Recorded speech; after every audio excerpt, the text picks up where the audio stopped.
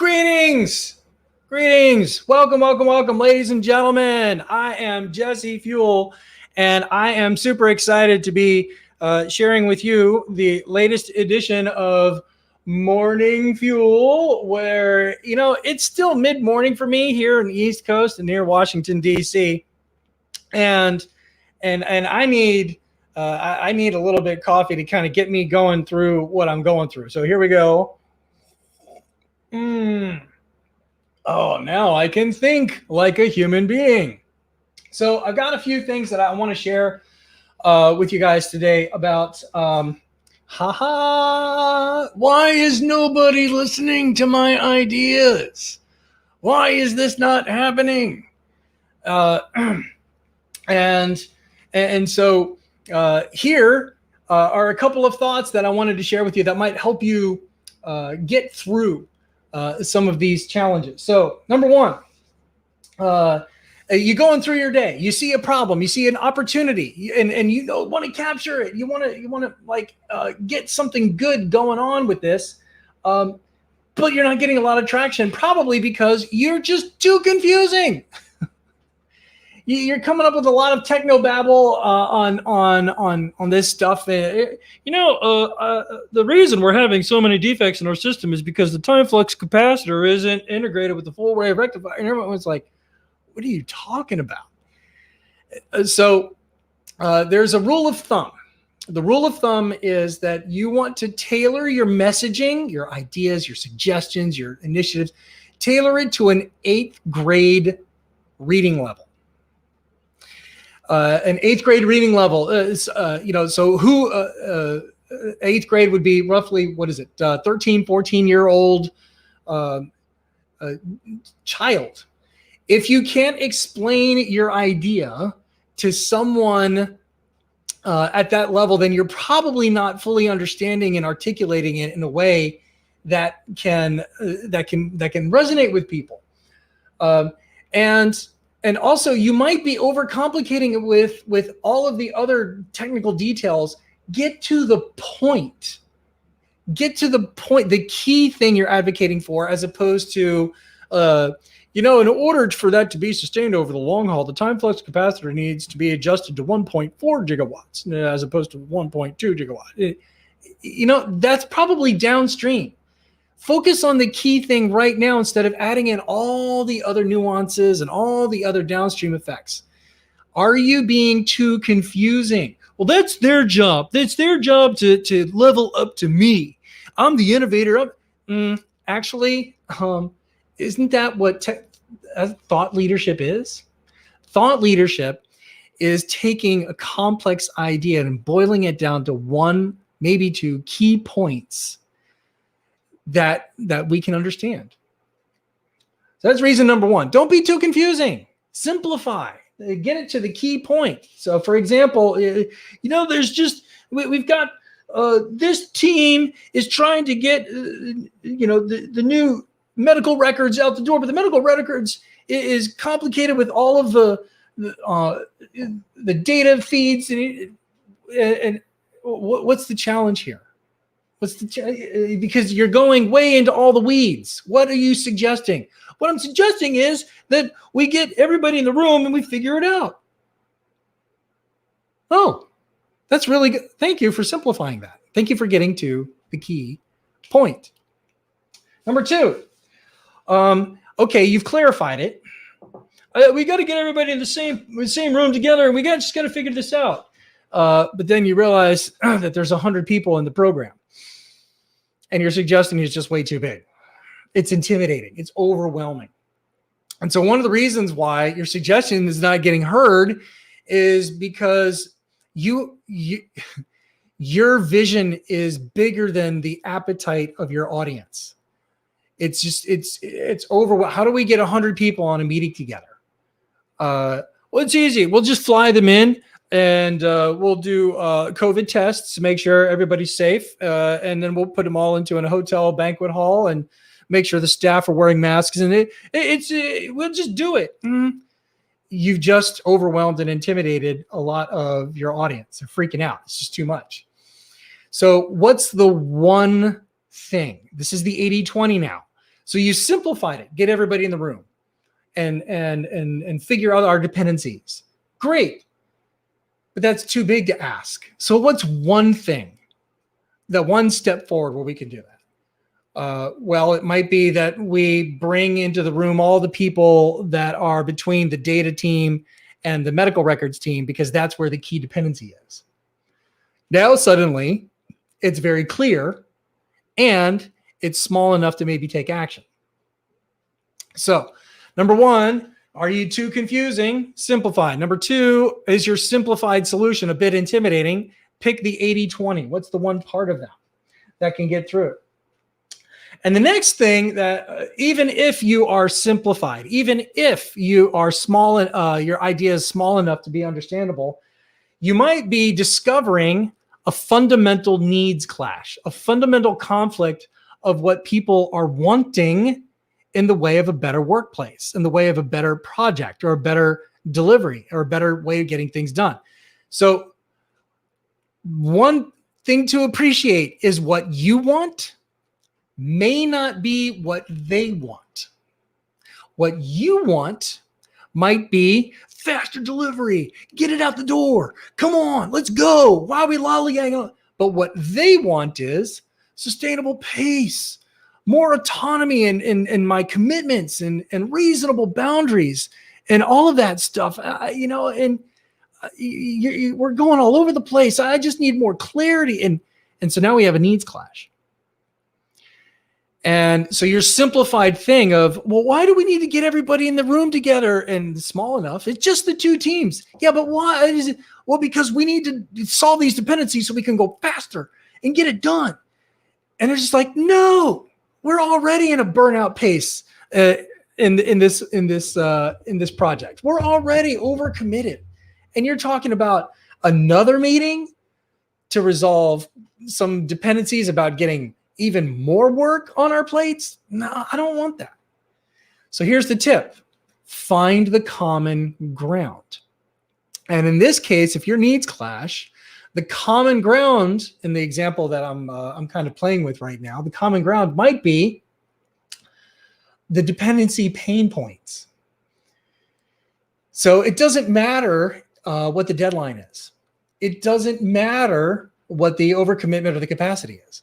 Dependencies create frustration because I'm trying to get something done in my reasonable, sustainable pace, but I can't until I get some input from her over there, and I got him over here yelling at me because I haven't got my thing done yet. And so even in a sustainable pace, conviction and desire, even with reasonable commitment, conviction and desire, what I'm finding is the dependencies are killing. So focus your pitch on the common ground.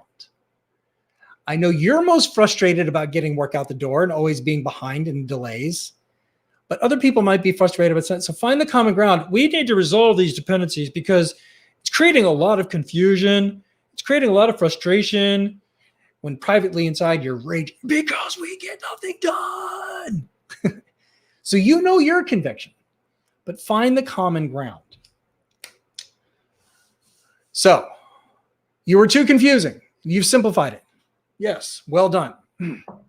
And you were also too big in your overreach. Ooh, got a little bit of camera fun going on. This is part of going live. This is live. Camera fun and all of that goodies. So we simplified the pitch to something that isn't technobabble and cluttered up with all of the details. And you made it not overwhelming, but small enough to be not intimidating and actually achievable. And you identified the common ground so that the needs aren't clashing. But you're still finding resistance. You're doing all of that, and that people are pushing back on you. Don't understand why. It might be because you and your idea represent a threat. Sometimes called not invented here syndrome. Sometimes something about turf wars. And so one of the things that you need to be sensitive to if you want to be heard is, are you presenting your idea in such a way that makes somebody else look bad? Particularly somebody whose input, approval, and support you need to get it done. Are you making other people look bad by offering a suggestion? So if you keep talking about these dependencies, you've got too many dependencies all over the place, and it's causing frustration. Well, suddenly now maybe it's the PMO, maybe it's the COO, or maybe it's your boss who started. Well, hold on a second now, Jesse. I think everything's under control. I think you just need to be a little bit more patient. What they're really saying is, if I were to agree with your idea, I would need to admit that I have screwed up, I have made a mistake, and I'm not good at my job. Well, Jesse, that's because it's true. The only reason that we have these problems of overcommitment, burnout, poor quality is because that leader's not doing her job, or that leader's not doing his job, and it's just a collective mess. And that's why they need to listen to me so that we can fix this stuff. Well, okay, fair enough. But what's a way that you can say all of that without being a jerk? What's a way that you can pitch this? So what you might say, instead of saying, we got to fix all these dependencies, pain points, confusion, and all right, that's common ground. But now find common ground with that person who might feel threatened, maybe by saying, suggesting, hey, would you be willing to host or invite people to this meeting? I think it will do a lot to build our credibility on getting alignment. And I think you are the best one to put this forward because of your position and your role. And now you may not get the initial burst of credit for the idea, but you just built an ally. And you're no longer a threat, but rather a partner. And down the road, the people who know, the people who need to know, or the people who that you were the one who came up with the idea and were nudging that leader or that manager in the right direction, they'll know. They'll know. Because you'll have other channels. So if you're worried about being not getting the credit you deserve, if you're worried about being diminished by letting somebody else come in as a partner, they're taking my idea. And it's my, well, sharing the idea is not the same as losing. Sharing is not the same as being defeated. So there might be an opportunity for you to build a partner instead of being a threat. And then finally, you did everything right. You're not confusing. You're not going in too big. You're not clashing the needs. And you're not presenting yourself as a threat. You're presenting yourself a partner. And you're still confused. I don't understand. Why am I just getting blank stares and nods? Because you might be pitching all of that excellent ideas and excellent framing description to the wrong audience. So I'm going to tell you a story about when I got this wrong. I was super frustrated as a young engineer working on an international team where there was one woman I was working with in particular who was a foreign national working in the U.S., and she's working on her English. She's doing the best job she can. She's doing good work. But I had difficulty communicating and understanding her because of the language barrier. And so I went to my boss and I said, hey, boss, I don't know what to do. I can't understand her. Simple. And I need it to be, I need someone to mentor me or mentor her. So it was a specific request. It was small. It was straightforward. Because we need to build this team, and boss, we're on this team together, and I don't know what to do. And he was like, yeah, that's right. So shared interests. I agree. That's right. And I'm coming to you, boss, because you're the one in the position to help build this team. It's your team. This is your legacy. And I really just would love for you to do. And he was like, yeah, that's good. That's good. I appreciate that. Yeah, that's challenging. You didn't do anything. And I was just sitting there. It was an awkward silence.